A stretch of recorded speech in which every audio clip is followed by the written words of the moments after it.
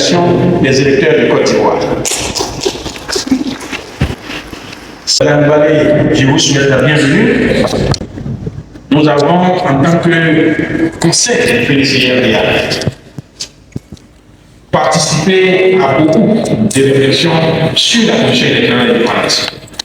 Et nous avons, accompagné de notre camarade Kwame, tenu la parole à Arusha, en Tanzanie, il y a 2 ans, pour défendre, après l'arrêt de la PDH, le dossier, défendre un dossier qui demandait la recomposition de la commission.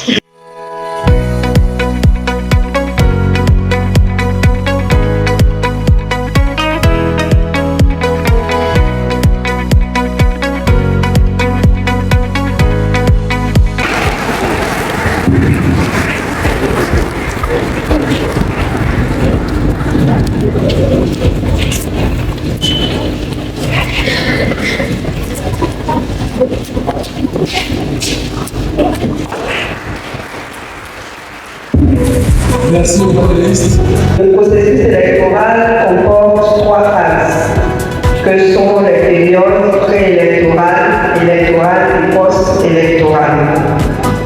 Donc la Côte d'Ivoire a malheureusement connu plusieurs crises électorales, dont la plus meurtrière a été celle de 2010, avec un bilan officiel de 3 000 morts. Pour nous, le processus électoral a un bilan très négatif, dont les causes se résument en plusieurs dysfonctionnements que nous allons essayer de créer.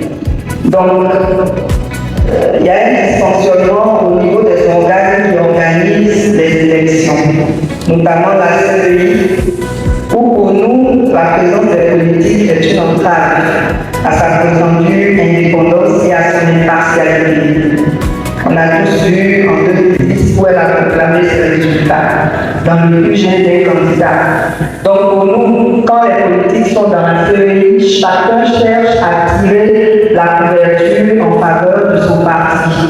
Et comme on ne peut pas être à la fois juge des partis, il serait bien que les politiques ne soient plus au sein de la CEI et qu'on organise un appel à candidature pour sélectionner des personnalités de la société civile ou des religieux, en tout cas pas des politiques, pour faire membre de la CEI. Il y a aussi un dysfonctionnement au niveau des organes, au niveau des CEI locales. Dans les CEI locales, il n'y a aucun membre de la société civile. Et c'est l'occasion pour nous de préciser quel magistrat en fonction ne saurait être de la société civile. Nous avons 3 pouvoirs qui régissent les démocraties, l'exécutif, le législatif et le judiciaire, et les magistrats sont membres du pouvoir judiciaire. Alors que dans les CEI locales, très souvent, c'est eux qui sont responsabilisés alors qu'ils ne sont pas de la société civile et se font passer pour eux. Donc, il y a aussi un dysfonctionnement au niveau des organes qui abritent les élections. On ne va pas s'étendre sur le cas du Conseil d'État. On va surtout parler de l'intégrité du juge constitutionnel, qui pour nous est douteuse. Parce qu'on a beaucoup d'exemples qui nous prouvent que les membres du Conseil constitutionnel sont sous l'emprise de l'exécutif. Et donc, c'est celui qui est au pouvoir qui a toujours raison, parce que c'est lui qui nomme les juges constitutionnels. Et actuellement, selon le procédé selon lequel on nomme les juges constitutionnels en Côte d'Ivoire, fait que les juges sont nommés par les membres d'un même parti politique. Le président de la République, le président de l'Assemblée nationale et le président du Sénat. Du coup, leur impartialité n'est pas garantie et malheureusement, on a eu beaucoup d'exemples. En 2000, lorsque le président de la CNE, à l'époque on disait CNE, a proclamé les résultats, il a été molesté, il a été démis de ses fonctions, les attributions de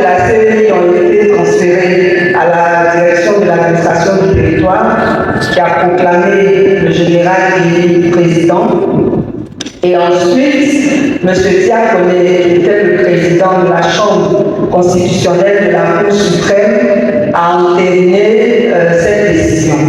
Donc, ça c'est un exemple. Et puis en 2010, on a vu le Conseil constitutionnel proclamer 2 présidents. Le 4 décembre, le président Laurent Gbagbo et le 11 mai, le président Alassane Ouattara. Du coup, pour nous, il faut réformer le Conseil constitutionnel qui ne devrait plus avoir de nombre de membres nommés, mais plutôt des membres qui seraient choisis par leur père.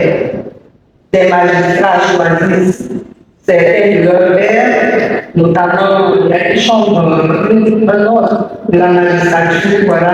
Les avocats aussi choisissent certains de leurs pairs, les religieux, en tout cas de façon assez démocratique, pour que ces personnes-là ne se sentent pas au-delà de ceux qui les nomment. On note aussi un dysfonctionnement au niveau de la société tout entière, qui est entraîné par la corruption. Et pour nous, on constate que les Ivoiriens n'ont pas de culture démocratique.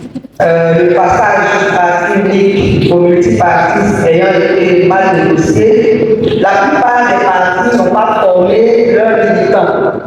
Ce qui fait que dans les partis, dans la plupart des partis politiques, ou du moins dans certains partis politiques, il y a des valeurs démocratiques qu'on ignore, comme par exemple la tolérance et le droit à la différence. Et c'est ça qui fait le lit des violences électorales.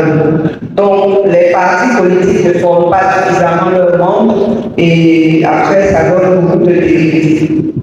Mais cette corruption-là est aussi au niveau administratif, politique et judiciaire. Mais bon, vous savez de quoi on parle. Si on va entrer dans les détails, on sera trop long. Donc, il y a un dysfonctionnement aussi au niveau de la majorité du peuple qui, par insuffisance de culture électorale, ne prend pas toute sa place. La culture démocratique et la culture électorale vont ensemble. Le citoyen ivoirien ne sait pas que c'est un devoir d'aller voter. Et ça, c'est vraiment inquiétant parce que le taux d'abstention aux élections baisse. En 2020, on avait 46% de taux d'abstention. En 2021, déjà, c'était 62%. Donc, en 2023, 63%. Donc, on se demande ce qu'il en sera de 2025. Il faut qu'on sache que le vote n'est pas anodin. Par le vote, nous confions notre avenir à quelqu'un.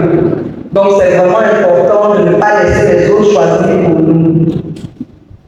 Voilà. Donc, outre l'incivisme des citoyens, on doit noter aussi l'insuffisance d'engagement des politiques sur les besoins réels des populations. Qu'est-ce que nous entendons par là?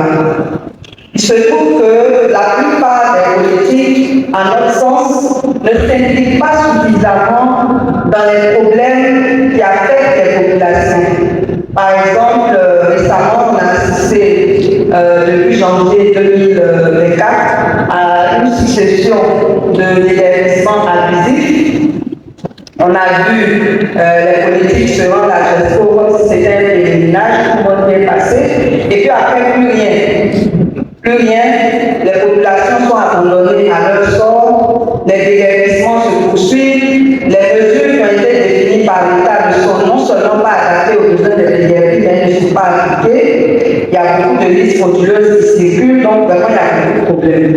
Donc on ne sent pas les politiques aux côtés des populations. Et c'est ça qui justifie aussi cette abstention. D'abord, les gens se disent que les élections sont fixées d'avance. On connaît le résultat parce qu'ils n'ont pas confiance aux organes qui organisent les élections. Mais il y a aussi le fait qu'ils n'ont pas de relation particulière avec les politiques. Donc, ils vont aller choisir qui, ce n'est pas leur problème en fait. La première chose, c'est que les politiques ne savent pas que la période électorale, en fait, elle est permanente. C'est vrai qu'on définit des phases pré-électorales, post et tout. Mais en réalité, la séduction des citoyens doit être permanente. Alors qu'il se trouve que c'est seulement à 2 ans des élections, à 1 an ou à 6 mois, que les gens s'activent maintenant auprès des populations. Bon, comme elles ne sont pas dues, souvent ça ne marche pas. Et nous pensons que ça aussi, ça justifie ce taux d'abstention élevé. Voilà. Maintenant, on aimerait insister sur la situation des commerçants. C'est très important et nous pensons que cette tribune est opportune parce que quand on nous parle des DRI, on fait comme si c'était seulement des logements qui étaient cassés. Alors qu'il y a beaucoup de commerces qui sont affectés. Et quand on connaît, quand on sait l'importance des activités commerciales pour le pays, c'est vraiment très inquiétant. Et donc, les commerçants, on voudrait vraiment à travers cette tribune les soutenir et demander aussi aux politiques de prendre leur place dans toutes ces questions-là, parce qu'ils ont déjà été affectés pendant la crise de la Covid. Et ils n'ont pas tous bénéficié des mesures qui avaient été mises à leur disposition. La politique d'urbanisation aussi a forcé le gouvernement à faire certaines destructions dont on parlait tout à l'heure. Le dernier en date, c'est le marché habitat et l'abattoir Fort-Boué. Et il n'y a pas de dédommagement, il n'y a pas de soutien, il n'y a rien du tout, alors que non seulement ces commerçants sont des opérateurs économiques, mais ce sont des responsables de famille qui emploient des gens. Donc quand on détruit leur activité, c'est leurs employés aussi, qui sont eux aussi des responsables de famille, qui sont dans des difficultés. Du coup, tous ces faits-là n'encouragent pas les populations à s'intéresser aux élections. Donc on va terminer rapidement en faisant des propositions sur les aspects juridiques, institutionnels, administratifs et opérationnels.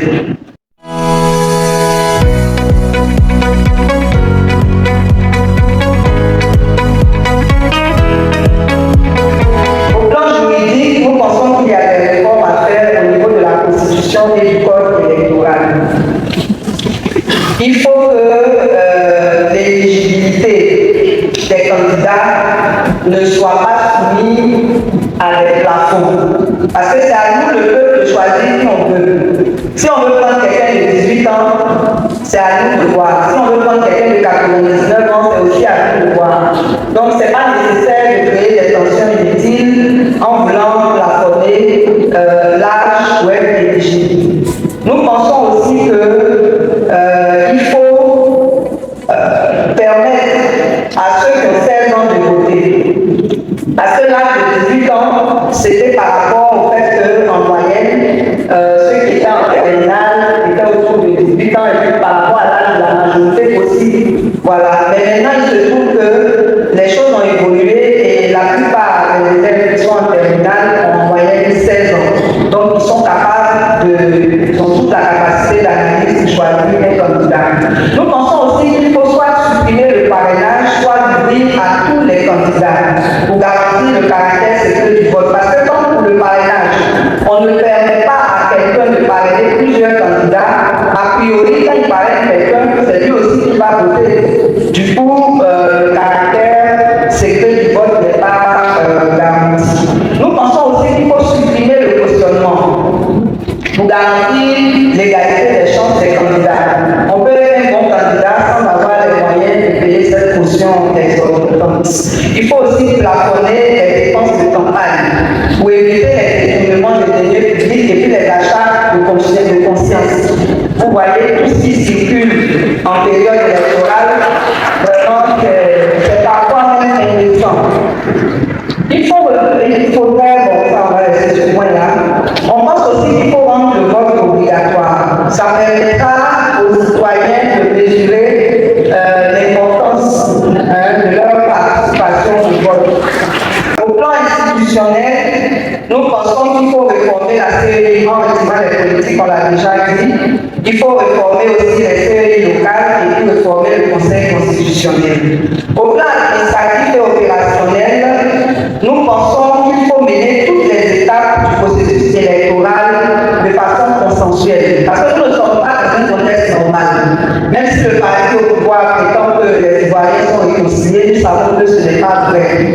Ce n'est pas vrai et il y a beaucoup de conflits communautaires qui existent encore, qui ne sont pas résolus. On a des conflits fonciers, on a aussi encore des prisonniers politiques, même s'ils disent qu'il y en existe. pas qu'on leur donner la liste. Et donc, on pense que il faut que tout se passe de façon consensuelle. La CEI ne devait pas décider de toutes les étapes du processus électoral de façon unilatérale. Voilà. Ensuite, parce que il y a tellement à dire que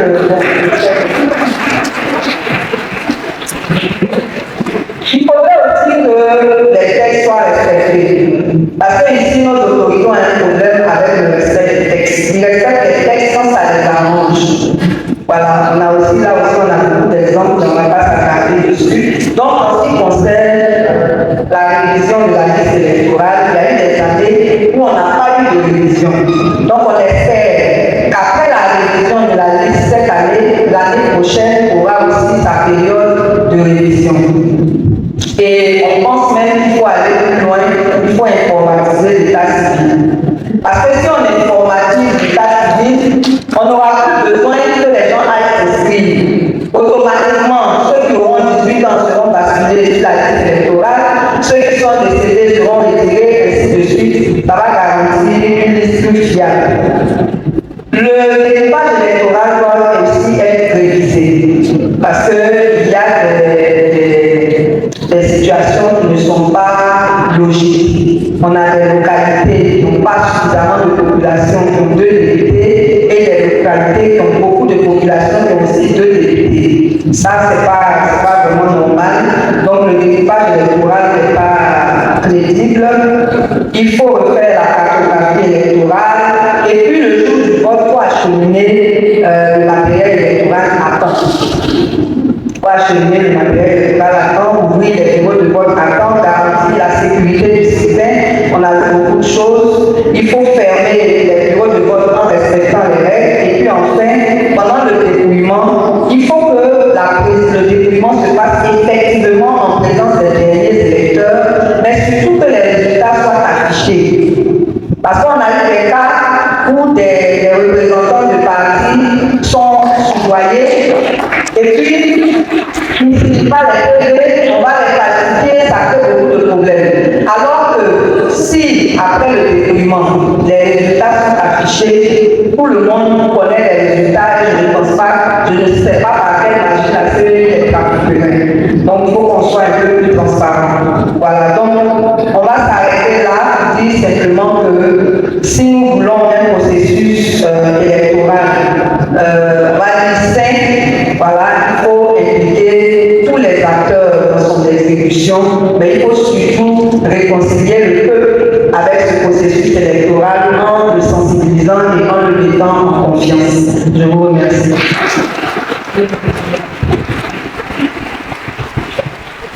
Thank you.